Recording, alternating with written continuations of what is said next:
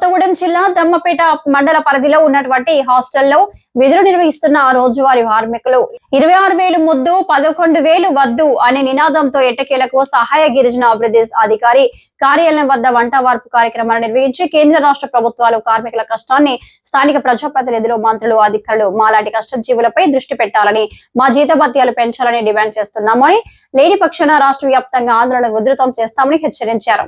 ఈ సందర్భంగా హాస్టల్ దినసరి రోజువారీ కార్మికులు మాట్లాడుతూ అధికారులు ప్రజాప్రతినిధులు మాలాంటి కార్మికుల ఉసురు పోసుకోవడం మంచిది కాదని ప్రజాప్రభుత్వానికి తెలియపరుస్తున్నాము అని హెచ్చరించారు। ఈ కార్యక్రమంలో దినసరి కార్మికులు అధిక సంఖ్యలో పాల్గొన్నారు।